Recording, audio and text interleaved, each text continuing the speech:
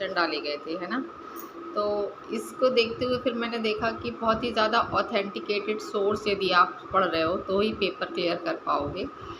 तो जैसे इसके कुछ अंश मैं बता देती हूँ। जैसे इसमें दिया था कि फरवरी 2025 में शुरू की गई मध्य प्रदेश औद्योगिक संवर्धन नीति 2025 में कितने क्षेत्र स्पेसिफिक स्ट्रेटजीज़ के अंतर्गत आते हैं, तो 10 आते हैं।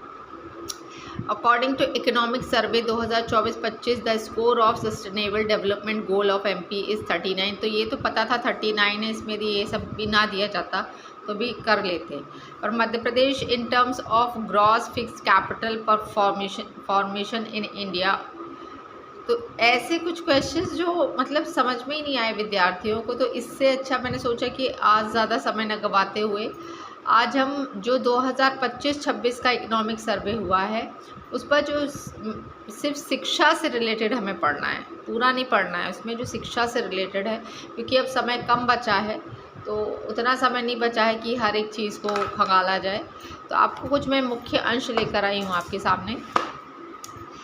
तो बस जो पहली बार देख रहे हैं वो चैनल को सब्सक्राइब ज़रूर कर दें और वीडियो अच्छा लगने पर कमेंट करके ज़रूर बताया करें, ठीक है।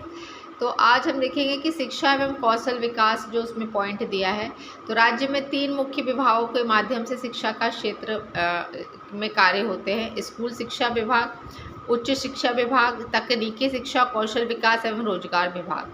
ये 3 विभाग हैं जिनमें शिक्षा के कार्य किए जाते हैं इन तीनों विभागों के माध्यम से।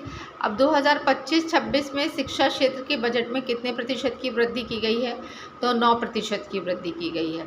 और 2025-26 में राज्य की कुल बजट का कितना प्रतिशत आवंटित किया गया है, तो कुल बजट का 10.37% आवंटित किया गया है। तो ये 2 फैक्ट्स हैं जो आपको पढ़ने हैं, याद करने हैं कि बजट में बढ़ोतरी 9% है और कुल बजट का 10.37 आवंटित किया गया है। उच्च शिक्षा विभाग में 4,345 करोड़ रुपए आवंटित किए गए हैं। नामांकन इतना इम्पॉर्टेंट नहीं है, स्क्रीनशॉट लेके यदि टाइम हो तो पढ़ लेना कि जो नामांकन है वो किस कक्षा में कितना था, तो ये आप स्क्रीनशॉट ले लेना क्योंकि ज़्यादा समय है नहीं। नेक्स्ट हम देख लेते हैं, ये स्टार्स करके उसमें दिया था। तो स्टार्स का पहले तो आपको फुल फॉर्म पता होना चाहिए। तो strengthening teaching learning and result for states, ये स्टार का फुल फॉर्म है। प्रदेश के 38,854 आंगनबाड़ियाँ इसमें चयनित की गई हैं।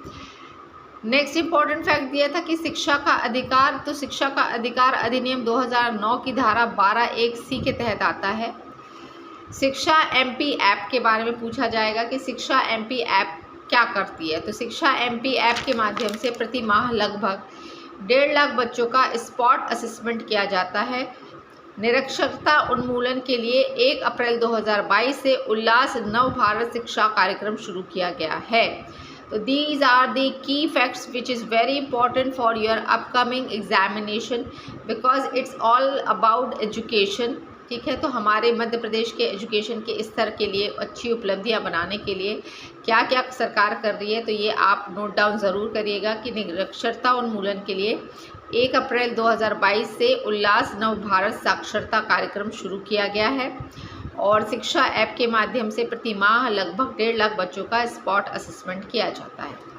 अब उच्च शिक्षा की ओर हम पढ़ते हैं। अभी ये स्कूल शिक्षा था, तो वर्तमान स्थिति जान लेते हैं। 2025-26 में हमारे यहाँ मध्य प्रदेश में 18 विश्वविद्यालय, 1 राज्य मुक्त विश्वविद्यालय, 54 निजी विश्वविद्यालय और 571 शासकीय महाविद्यालय और 3 डीम्ड सरकारी विश्वविद्यालय हैं, ठीक है। उच्च शिक्षा के क्षेत्र में संचालित प्रमुख योजनाएं तथा उपलब्धियां हैं, तो गाँव की बेटी है जिस पर 29.98 करोड़ का आवंटित किया गया है। प्रतिभा किरण है जिसमें गरीबी रेखा के नीचे जीवन यापन करने वाली शहर की मेधावी छात्राओं के लिए है ये, ठीक है। कितना आवंटित किया गया है, तो 4.3 करोड़, ठीक है। अब रूसा के बारे में पढ़ लेते हैं। रूसा के बारे में भी डिटेल में दिया था कि जून 2023 में पीएम ऊषा 539 करोड़ का अनुदान, 10 नवीन आदर्श महाविद्यालय, 1 व्यावसायिक महाविद्यालय। पीएम ऊषा ने क्या किया है, तो पीएम ऊषा को रूसा परियोजना के स्थान पर वर्ष 2023 में लागू किया गया। जीएसयू ग्रांट टू स्टेथिंग यूनिवर्सिटीज़ के अंतर्गत 5 विश्वविद्यालय लिए गए हैं। Meru multidisciplinary education research university, इसके अंतर्गत 3 विश्वविद्यालयों को लिया गया है। GIE gender inclusive and equity entity base, इसको आप देख लीजिएगा, एंटिटी बेस अंतर्गत 3 जिला के संस्थानों को लिया गया है। मध्य प्रदेश उच्च शिक्षा गुणवत्ता उन्नयन परियोजना विश्व बैंक द्वारा पोषित की गई है। तो इसके अंतर्गत 2025-26 में कुल 1544 करोड़ का व्यय किया गया है। प्रधानमंत्री कॉलेज ऑफ एक्सीलेंस के कितने महाविद्यालय संचालित है मध्य प्रदेश में? तो 55 महाविद्यालय संचालित है। नेक में 6 महाविद्यालयों को A++, 7 को A+ और 23 को A ग्रेड मिला है। ठीक है। इसके अलावा सेक्टर स्किल काउंसिल की सहायता से 7 कौशल उन्मुख प्रमाण पत्र, ये किसके आधार, अब हम कौशल आधारित शिक्षा पढ़ रहे हैं, तो कौशल आधारित शिक्षा में ये चीज़ वहाँ दी थी कि सेक्टर स्किल काउंसिलिंग की सहायता से 7 कौशल उन्मुख प्रमाण पत्र पाठ्यक्रम शुरू किए गए हैं। IIT दिल्ली के सहयोग से 55 महाविद्यालय जो AI एवं फिनटेक आधारित 90 घंटे के प्रमाण पत्र कोर्स संचालित कर रहा है। ठीक है। राज्य में 22 भारतीय भाषाओं और 4 विदेशी भाषाओं में क्रेडिट आधारित प्रमाण पत्र दिए जा रहे हैं। ठीक है। अब तकनीकी शिक्षा पढ़ लेते हैं। तो तकनीकी शिक्षा के क्षेत्र में संचालित योजनाएं प्रधानमंत्री मेधावी विद्यार्थी योजना है जो 2017 से प्रारंभ है। ये आप स्क्रीनशॉट लेके पढ़ सकते हैं क्योंकि फिर वीडियो लंबा हो जाएगा। नेक्स्ट ले लेते हैं प्रधानमंत्री जल कल्याण शिक्षा प्रोत्साहन योजना, ये 2018 से प्रारंभ की गई थी।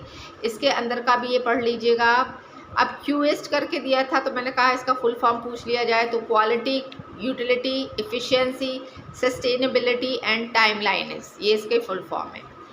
सिंगरौली में खनन प्रौद्योगिकी महाविद्यालय शुरू किया जा रहा है। राष्ट्रीय रक्षा विश्वविद्यालय गांधीनगर का परिसर कहाँ स्थापित किया गया है? तो RGPP भोपाल में स्थापित किया गया है। रीवा में कोडिंग लैब शुरू कर दी गई है। सृजन SRIJAN के अंतर्गत 34 चयनित प्रोजेक्ट स्टार्टअप के रूप में विकसित किए गए हैं। प्रदेश में सर्वोच्च ग्रेडिंग शासकीय संभागीय IIT उज्जैन है। ठीक है। तथा शासकीय आदिवासी महिला IIT छिंदवाड़ा को मिला है। PM विश्वकर्मा योजना कब शुरू हुई थी? तो 17 सितंबर 2023 को, जिसमें 18 पारंपरिक व्यवसायों को शामिल किया गया था। इसमें ये इम्पॉर्टेंट नहीं है कि बेसिक प्रशिक्षण एंड ऑल, इसमें इम्पॉर्टेंट क्या है कि वर्तमान में PM विश्वकर्मा योजना के अंतर्गत प्रदेश में प्रशिक्षण केंद्रों की उपलब्धता कितनी है? तो 259, और देश में PM विश्वकर्मा के लिए 3rd स्थान पे है मध्य प्रदेश।